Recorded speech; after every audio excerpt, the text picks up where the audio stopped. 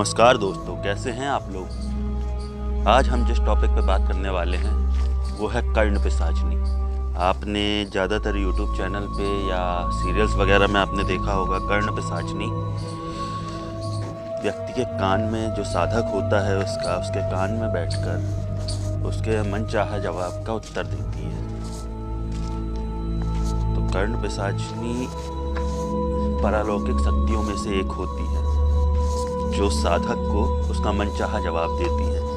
मुख्यतः इनकी कुछ शर्तें होती हैं जिसमें साधक राजी होता है। अगर गलती से भी वो कोई एक नियम तोड़ देता है या भंग कर देता है तो उसको जिंदगी नरक हो जाती है। इसी से रिलेटेड आज की कहानी है। महाराष्ट्र का एक छोटा सा गांव है। वहाँ पे एक साहूकार का परिवार रहता था। साहूकार मतलब ब्याज पे पैसे देना और ज़मीन वगैरह गिरवी रख के उसको पैसे देने का काम होता रहा। एक समय बाद वो दिवालिया हो गया। दिवालिया होने पे उसके पास इतनी पूंजी नहीं बची थी कि वह अपना जीवन यापन कर सके। तो उसको अगर छोटी छोटी बातों के लिए भी यहाँ वहाँ से पैसे अरेंज करने पड़ते थे। तो अपनी आर्थिक स्थिति से परेशान होकर जो साहूकार रहता है वह सुसाइड करने की कोशिश करता है। एक जहर की बोतल लेता है और अपने घर के पिछले कमरों में चला जाता है। अच्छा, साहूकार के परिवार में 3 लोग थे, साहूकार, उसकी बीवी और उसकी बेटी। तो जब वो सुसाइड करने जाता है तो उससे पहले ही उसकी चीख निकल जाती है और वो ज़मीन में गिर जाता है। तो उसकी चीख सुन के उसकी बीवी और उसकी बच्ची उसको डॉक्टर के पास लेके जाते हैं। जो क्षेत्रीय अस्पताल रहता है वहाँ लेके जाते हैं। तो वहाँ डॉक्टर बोलता है कि इनको दिल का दौरा पड़ा हुआ है, आप इनको कुछ समय बाद यहाँ से ले जा सकते हैं। तो कुछ 1-2 दिन बाद उसको लोग घर लेके आते हैं। तो ये घर में आराम कर रहे होते हैं। उस समय इनके घर के दरवाजे पर दस्तक होती है। तो उनकी वाइफ जो रहती है वो दरवाज़ा जाके खोलती है। तो एक साधु जैसा दिखने वाला व्यक्ति वो इनके दरवाजे पे होता है और घनश्यामदास से मिलने की बात करता है। तो उनकी बीवी बोलती है उनकी तबीयत अभी सही नहीं है, वह नहीं मिल पाएंगे। बोलते हैं मुझे सब पता है, मुझे उनसे मिलवा दीजिए, उनकी तबीयत भी सही हो जाएगी। इतना सुनकर उनकी जो पत्नी रहती है वह घनश्यामदास जी के पास, जो साहूकार रहते हैं, उनके पास चली जाती हैं और बाबा को भी ले जाती हैं। तो वो साहूकार जी के कान में बोलते हैं अगर सब कुछ सही करना है तो कल रात में मुझे गांव के शमशान में आके मिलो। साहूकार इतना सुन के उठ के बैठ जाता है एकदम से। बाबा इतना कह के चले जाते हैं। घनश्यामदास के मन में यही चलता रहता है, क्या बात है, कैसे सब सही होगा। तो वो दूसरे दिन नहा धो के रात में 12 बजे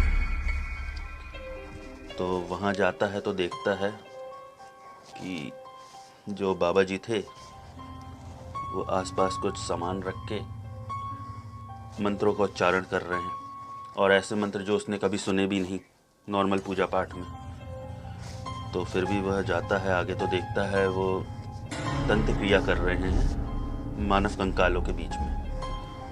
तो डर लग रहा था, फिर भी वह हिम्मत करके जाता है क्योंकि बात सब सही करने की थी और पैसों की थी।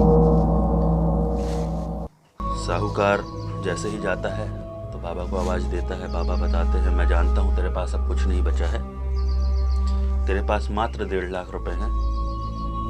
तो उन पैसों से तू ये ज़मीन खरीद और आने वाली अमावस्या की रात में हम यहाँ पे खुदाई करेंगे। तो बाबा की बात मान के हिचकते हुए वह वो ज़मीन का सौदा कर लेता है और आने वाली अमावस्या की रात पे दोनों जन ज़मीन की खुदाई करने पहुँच जाते हैं।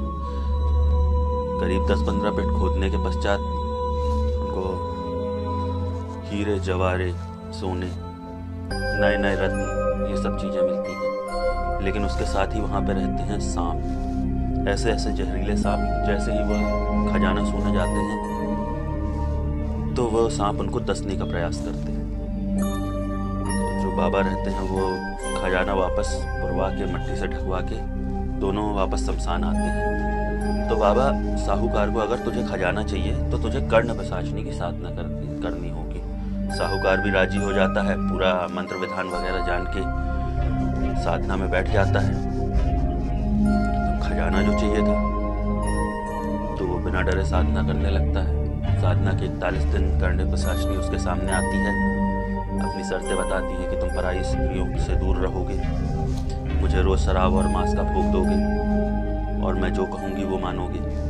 साहूकार इन सब बातों में राजी हो जाता है और वो खजाने को पाने का जरिया पूछता है, जिससे मैं खजाना भी ले लूँ और सांप भी ना काटे। वो कर्ण पिशाचिनी उसके कान पे मंत्र बताती है, बोलती है मंत्र खुदाई करने से 11 बार पहले 11 बार पढ़ लेना, तुम खजाना ला पाओगे। तो वह अकेला ही चला जाता है, अकेला जाके खजाना खोद लेता है, ले भी आता है। अब साहूकार के मन में लालच आ जाता है। अब जो आर्थिक स्थिति के चलते सुसाइड करने जा रहा हो, उसको इतना सारा धन मिल जाए, वो क्या ही होगा। फिर वह अपनी पत्नी से ये सब बातें बताता है, लेकिन कर्ण पिशाचिनी के बारे में कुछ भी नहीं बताता। वो बोलता है हम यह शहर या गांव छोड़ के चले जाते हैं। तो पूना शिफ्ट हो जाता है। पूना जाके वो वही पैसा थोड़ा बिजनेस वगैरह में इन्वेस्ट करता है। अब उसको किसी के द्वारा स्टॉक मार्केट के बारे में पता चलता है। तो वो सोचता है स्टॉक मार्केट के बारे में, बाजार कब ऊपर जाएगा कब नीचे जाएगा ये तो मेरी पिशाचिनी मेरे को बता देगी। तो उसके थ्रू स्टॉक मार्केट में इन्वेस्ट करना चालू करता है। ऐसे करते ही करते वो अरबपति बन जाता है और शहर में बहुत बड़ा नाम होता है। वह साहूकार एक दिन एक पार्टी करता है। पार्टी में वो उससे एक भूल हो जाती है। वह पराई स्त्रियों को कुदृष्टि से देखता है, मतलब छेड़ने का प्रयास करता है। लेकिन वो औरत तो कुछ नहीं बोली क्योंकि घनश्याम दास बड़ा आदमी। लेकिन पिशाचिनी को यह बर्दाश्त नहीं हुआ। उस दिन के बाद से लगातार घनश्याम दास की स्थिति खराब होती गई। वह कमरा बंद करके जोर जोर से कानों में हाथ लगाने लगा, बोल नहीं बस करो, छोड़ दो मुझे, ऐसा करके चिल्लाते हुए वह दिन भर अपने कमरे में पड़ा रहता। कभी अपने कान बांधता, कभी अपना सर बांधता। यह स्थिति देख के उसकी बीवी को और बच्ची को बहुत बुरा लगता। कुछ समय बाद एक तांत्रिक उनके घर में दस्तक देता है। बोलता है मैं यहीं पास में के शमशान में आया हुआ था, तो क्या घर में सब ठीक है? तो उसकी पत्नी बोलती है नहीं, घर में कुछ भी ठीक है। तो घनश्याम दास की स्थिति बताती है। वह थोड़ा विधि विधान करने के बाद बताता है कि इन्होंने कर्ण पिशाचिनी की सिद्धि की थी, जो कि अब इस पे बिगड़ चुकी है। हमें आने वाले कुछ समय में एक अनुष्ठान करना होगा, जिससे या तो ये बचेंगे या मृत्यु को प्राप्त होंगे। तो उसकी पत्नी राजी हो जाती है। 4-5 दिन बाद अनुष्ठान चालू होता है। अनुष्ठान के बीच में घनश्याम दास की हालत और खराब होने लगती है। वह दौड़ लगा के अपने कमरे में जाता है और पास का चाकू उठा के अपना सर धड़ से अलग कर देता है। मतलब घनश्याम दास अब मर चुका था। जब 13वीं का कार्यक्रम पूरा होता है तो घनश्याम दास की बीवी को उसका लेटर मिलता है, मुझसे बहुत बड़ी गलती हुई है, मुझसे बहुत बड़ी गलती हो चुकी है। मैंने कर्ण पिशाचिनी की साधना करके पैसा तो पा लिया, लेकिन सुकून नहीं पा पाया। आने वाले कुछ समय में मैं अपनी जान दे दूंगा। बस लेटर में यही लिखा हुआ था। तो दोस्तों बताइए, आप पैसे पाने की चाहत में ऐसा कोई कदम उठाना चाहेंगे? तो मिलते हैं हम अपने अगले वीडियो में। जाने से पहले चैनल को सब्सक्राइब करें, वीडियो को लाइक करें और अपने दोस्तों तक ये चैनल पहुंचाएं। एम रखते हैं मात्र 100 लाइक का। 100 लाइक आप लोग करवा दोगे